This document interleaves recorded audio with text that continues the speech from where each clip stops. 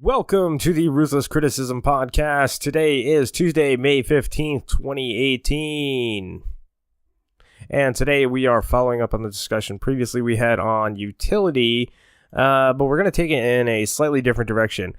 Let me just start by clearing away some points of confusion that seem to have caused quite a bit of stir in the capitalism v. socialism community, if you want to call it a community.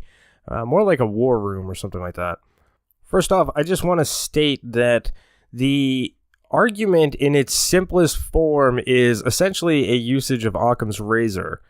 So the idea is that my argument rests on the notion that Marxian value is essentially a simpler proposition or simpler explanation with the same /equivalent explanatory power as marginal utility with respect to the question of utility. Now, it's not to say that there's not additional parts of Marx's explanation that go into value, and it's not to say that marginal utility doesn't cover value, but as much as we're talking about utility alone, my claim is that Marx's position on use value is the equivalent explanatory power with less postulates. So let's be clear. The first postulate that both theories require is the notion of want itself, or the notion of utility itself. And this utility is the intersection of the objective properties of an object with the specific desires that a person has. So if a person desires XYZ, there is some object that has XYZ or fulfills XYZ because of its physical properties, and therefore that object has utility to them. Now, we're not saying it has more or less utility, we're just saying it has utility. It is useful to them. That's postulate number one. Both theories require this, so far as I can tell. If for some reason marginal utility doesn't, then I don't know what the hell you're talking about. And as Sam Harris said in his debate with William Lane Craig, I'm pretty sure you don't know either. The second postulate that we're concerned with is the idea that someone's wants, or the utility, therefore, of an object, because it may intersect differently with those wants, changes. That is to say that someone can want something different, or someone can expand their wants, or someone can decrease their wants. So, in changing their wants or expanding their wants or decreasing their wants, the object that best fulfills that want is the object that they currently want. So the object is a want, but their desires are the specific wants that then the object fulfills. So those are the two postulates that I think both theories require. The additional postulate, which I am saying marginal utility requires, is that these wants, or that the utility of the object, whether it be the desires of the person or the utility of the object, needs to have a quantitative dimension. That is to say that in order that we can order utility, or in order that we can order our desires, we have to say that I desire X more than Y. And this is where I think marginal utility theory runs into issues. It may seem like a very strange argument because most people will phrase their wants in this way. They will say that I want X more than Y, or they will say that I have a preference for X over Y, right? That X somehow provides more utility to me. And I'm not arguing that people don't speak like this, right? They clearly do. What I'm trying to get at is, what does that actually mean for people? And the essential argument that I'm proposing is that people have at any given time a set of immediate wants, a set of immediate desires, right? So I want something sweet, I want something nutty, I want something cold. Okay, I want an ice cream Snickers bar. The ice cream Snickers bar is the object that has all of these properties in it which fulfill the specific desires I have at that given time. And that is the most immediate want, meaning there is a temporal dimension. At this current moment, that is my want. Nothing else is my want at the moment. Now, this isn't to say that I don't have desires that the object couldn't fulfill either. It's totally possible to say that, yes, I want something salty, I want something sweet, I want something chocolatey, I want something cold. I want all these things that a Snickers bar appears to fulfill in some way, but I also want it to transport me to the moon. For some reason, I have to eat the Snickers bar and consume the Snickers bar while it's transporting me to the moon. Well, as soon as there's an object that doesn't fulfill all these properties, what the person is forced to do is to reconcile their subjective desires with the objective world. There may be certain things that you just can't use at the same time. I may want to juggle while fixing my car, but that's not possible. So I can't make use of a wrench or make use of the parts for my car while making use of my juggling balls or whatever they call those things. This constraint then forces people to prioritize their wants temporally. That is to say, once your desires are manifest in an object, you could say that you want a Snickers bar more than you want to fix your car, but what you're really saying is that you want a Snickers bar before you fix your car. Now, as some more astute observers have pointed out, this doesn't really change much, and that's completely true. That is to say, we can still order wants. However, in order to order those wants, we don't have to create some abstract concept of utility. That is, we don't have to create some other quantitative dimension to these objects by which they're compared. The quantitative dimension on which they're compared is already in place, and that is time. So it's already quite possible for us to say that I want to, or that I can order my wants in the order of when I want them. Now, because the original two postulates that are required for both theories includes the notion that our wants can change, the temporal dimension is already accounted for. What does it mean for our wants to change if not through time? They don't change in a single instance. Sure, they might change in a split second or some infinitesimally small amount of time, depending on your measure, but within the same exact instance, our want doesn't change. It only changes across time. So we've already solved for the ordering of wants. We don't have to propose utility points or utils or whatever the hell the marginalists call them, and therefore we don't have to create an ordered set on this dimension, nor do we have to create cardinal sets. Lastly, it's also possible for me to want something in the future now. That is to say, I could want to have a car for future desires, right? And that in itself can be a current desire. So it can be my immediate want to receive future use or future utility from an object. It doesn't have to be that I can only want that thing in that given time. And given that, we can also talk about things like the likelihood of wants or the frequency of wants. It may be the case that every day I want to use my car. Every day I have a desire for which my car fulfills. So then you might say, well, doesn't this mean that your car provides more utility to you than, say, a Snickers bar, which can't be used repeatedly? And the short answer is no, you can't say this, because that, again, requires us to invoke this sort of magical dimension of comparison, right? Where all of a sudden things have this quantitative value with respect to utility in which these things can be compared. All I can say is I want a Snickers bar now, and I may want to use my car tomorrow. There's no way without inventing that dimension for me to compare quantitatively the utility of my car, because the utility of my car versus a Snickers bar differs qualitatively. That is, there's nothing on which I can compare them that is inherent to their utility.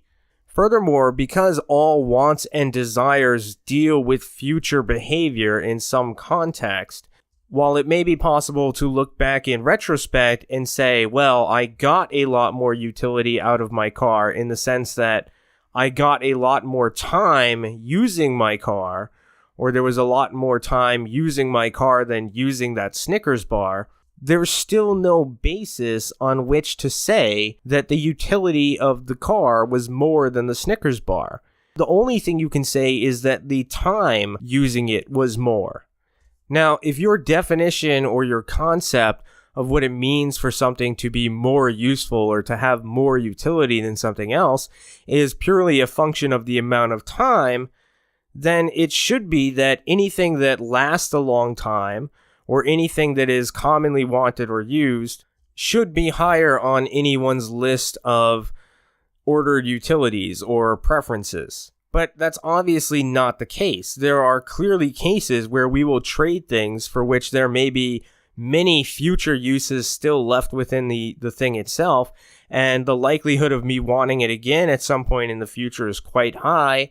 And obviously, if I were to just hold on to that object, I would fulfill it. But this isn't what we see. We see people trade these things all the time for more immediate wants. Those other wants that they trade them for may provide less time with respect to the amount of usefulness, so you may not be able to use it as long, like the Snickers bar, but they do provide for the immediate want. Some quantity of food, for example, would be an obvious example wherein if you're starving, you're literally going to trade almost anything you have for food. It becomes your most immediate want, and it doesn't matter that once you've recovered from your starvation or whatever, you might have a really high chance of needing a vehicle, or you may have a really high chance of needing a home. If your immediate want is food, then you're going to be willing to trade almost anything for that. The only case in which you're not going to have to do that is if there's something else that you could trade that is an even less projected immediate want. And what I mean by that is, when you examine the things that you have in your possession with which you might exchange, you're capable at that moment of making a prediction for how soon after you're going to want the thing, or how likely that want is going to be the case. And then you can take that list of things, and you could say, well, what is the thing that I don't anticipate having an immediate want for anytime soon? That gives me all the time in between now and then in order to make up whatever I need to figure out how to get it back or how to have the means to fulfill that want again. Hopefully this goes some of the way towards clarifying what I was getting at yesterday, or the day before yesterday, or whatever it happened to be. Now, today's topic is slightly related. We are going to be talking about use value again, but what I'm going to try and make is a clarification on Marxian use value, specifically as it relates to Marxian exchange value, because there's been some confusion that has arisen on, or tangentially related to a concept or a conversation on depreciation specifically. And to make this argument, I'm going to be using the Marxist.org glossary of terms. This glossary is flawed in a lot of ways. I've had many issues previously. This particular entry was brought up in my attention in a conversation wherein it was pointed out to me that exchange value was apparently the quote-unquote quantitative aspect of value. This is a serious confusion on the part of this glossary entry. So let me just read it, and then we'll go from there. And I'm going to read it. It's in 3 different sentences. So the glossary begins, exchange value.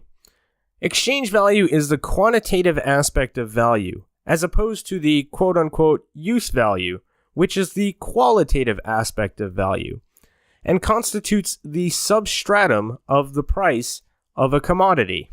Quote-unquote value is often used as a synonym for exchange value, though strictly speaking, quote-unquote value indicates the concept which incorporates both quantity and quality. And actually, I'm going to end the quote there because the third sentence goes into price, which I don't even want to start touching on. The first 2 is all we need. Okay, let's begin with claim number 1. Exchange value is the quantitative aspect of value. I have no idea where this comes from or where they get this out of Marx's writings. Marx was very much opposed and critiquing the notion of exchange value as presented by both Smith and Ricardo.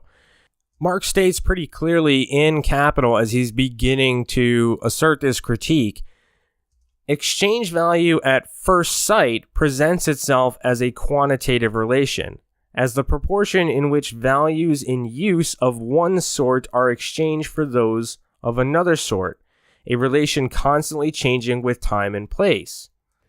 Hence, exchange value appears to be something accidental and purely relative, and consequently an intrinsic value, i.e. an exchange value that is inseparably connected with, inherent in commodities, seems a contradiction in terms.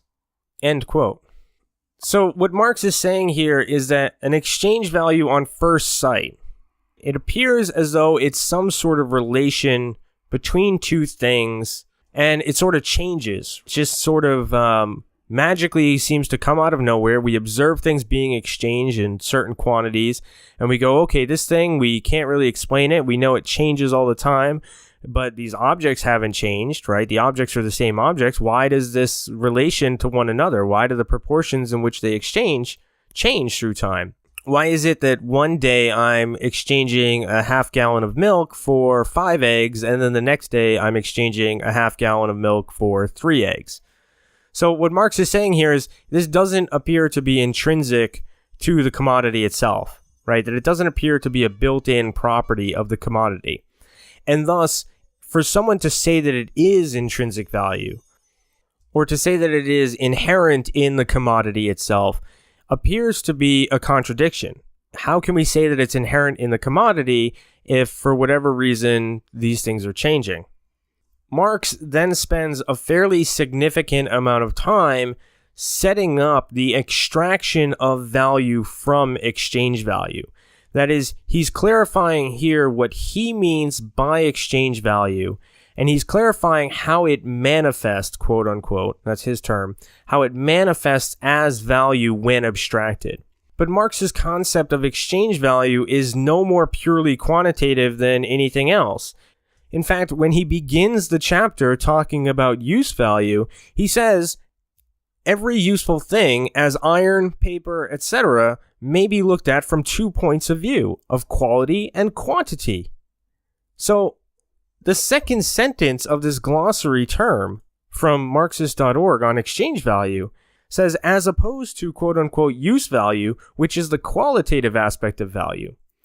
Marx is saying here that use value itself has 2 aspects. It has a quantitative aspect. The problem is that use value, you cannot separate the qualitative aspects from the quantitative aspects. So, for example, if 2 cups of flour is a use value, I can't say 2, right? 2 doesn't make any sense alone. I have to be talking about something very specific. Even if I say 2 cups, I can't say, oh, I have 3 cups, you have 2 cups, and give me your 2 cups, I'll give you my 3 cups, and then you'll profit 1 cup. Right? This makes no sense whatsoever unless you're talking about the specific qualitative things that are there. So the quantity is inherently tied to the quality, but both of these are 2 facets of use value.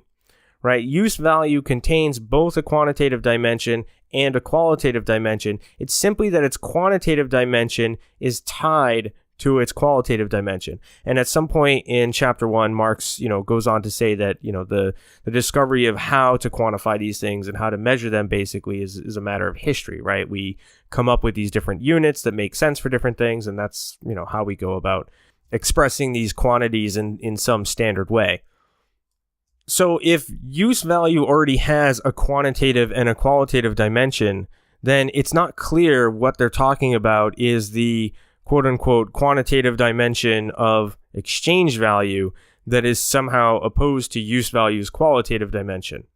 What Marx is further clear on, though, is that a single commodity does not have a single exchange value. It has multiple exchange values, and this is the key to understanding Marx's conception of exchange value as opposed to earlier concepts of exchange value, which were essentially synonymous with what Marx calls value. Keep in mind as well that when Marx is explaining this whole phenomenon, he's talking about a single entity. He's talking about the commodity as having 2 different facets, or 2 different aspects to the commodity, the first being the use value, the second being the exchange value. Now, if that's not convincing enough, Marx goes further. He says, a given commodity, e.g. a quarter of wheat, is exchanged for X blacking, Y silk, or Z gold, etc. In short, for other commodities in the most different proportions. Instead of one exchange value, the wheat has therefore a great many. What Marx is saying here is that the exchange value is these other commodities. And these other commodities as use values to be exchanged for the use value that the person exchanging has are exchange values. So exchange value is a use value for which another use value is exchanged. This is made clear again by the fact when Marx talks about use value, he talks about it having both a quality and a quantity. So when he says a given commodity, e.g. a quarter of wheat, is exchanged for X blacking, Y silk, or Z gold, what is it that people think the X, Y, and Z are? These are quantities of the qualitative thing, right? There's blacking, which has certain qualitative properties, silk, which has qualitative properties, and gold, which has qualitative properties. If I want to make a sword, I need a certain amount of gold. I can't say that 1 ounce of gold is useful for making my sword. If instead of one exchange value, the wheat has therefore a great many, Marx has just enumerated some hypothetical exchange values which the wheat has. And those exchange values are no different from use values. The only thing that's different about an exchange value from a use value is the fact that it is going to be exchanged. From a standpoint of what these things actually are, what dimensions they have, we are measuring exactly the same thing as we measure with use value, and that is the commodity itself in whatever proportion that commodity is in, both the quality and the quantity. So, contrary to this definition, use value has a quantitative and a qualitative dimension. The difference is then not that use value and exchange value differ in terms of what we're talking about. They only differ in their relationship to the owner. Specifically, a use value has to be useful for the owner. So we're again talking about the subject-object relation here. So let's say that I have 1 quarter wheat. That 1 quarter wheat, if it fulfills the desires that I have, is a use value. If it doesn't fulfill the desires that I have, it has the potential to be an exchange value. But we're still talking about 1 quarter wheat. We haven't changed the thing that we're talking about. We're still talking about the commodity itself. The only thing that has changed between them is the relation of that commodity to me. It is either useful to me, or it is not, and therefore is subject to exchange. After all, there's no reason for me to hold on to something that I don't consider useful, particularly when I could get something that I do consider useful in exchange for it. In this sense, as soon as we enter into the relation of exchange, an exchange value is just a use value for the person who doesn't own it. So my 1 quarter wheat, which has no utility for me, becomes an exchange value for X blacking. And X blacking, which has no utility for whoever owns it, becomes an exchange value for my 1 quarter wheat. What I think the glossary is trying to refer to is a sentence where Marx says, as use values, commodities are above all of different qualities, but as exchange values, they are merely different quantities, and consequently do not contain an atom of use value. In order to try and clarify this, we have to understand the different relations that these commodities have, particularly to different subjects. In the question of use value alone, there is but a single subject that we are concerned with, and there is a single relation between a subject and an object. In terms of exchange value, however, there becomes a new relation of that same object with a different subject. And each one of these subjects is seeing this from 2 different sides. That is to say, the person who wants to acquire the commodity is seeing it from the standpoint of a use value. They're concerned with the qualitative aspects of the thing. The subject who wants to get rid of it, however, no longer sees it as a use value, and therefore is merely concerned with how much of it he has to give away. Similarly, the person who wants to acquire it is concerned with how much he's going to get for how much of what he has to give away. This is all true because, as Marx points out later, the utility of an exchange value is to be exchanged. And insofar as the commodity is no longer a use value from my perspective, my sole concern becomes how much can I get for how little. That is, I would much rather trade 1/8 of wheat for the thing that I want, so that I still have 1/8 of wheat left over to trade for something else that I want. Hence, I disregard the qualitative aspects. But again, the thing is still the same commodity. It still has these qualitative aspects to it. It's simply a matter of how each person is treating it. It's just a different form of the same commodity. Also note that Marx says, as use values, commodities are above all of different qualities. He doesn't say that they are only or merely different qualities. He says above all. So treated as a use value, the commodity still has a quantitative dimension. It just means that the quantitative dimension is not the dominant aspect that people are concerned with. If you want a Snickers, you might say that half a Snickers is better than no Snickers at all. Even if we return to our concept of the golden sword, well, sure, maybe I don't have a pound of gold with which to make the sword, but if I can acquire 2 ounces here, 2 ounces later, 2 ounces after that, then it's all at least gold. But if I'm giving something away, that is exchanging something, I don't care what it is. So you may at this point be asking, why the hell is this important at all?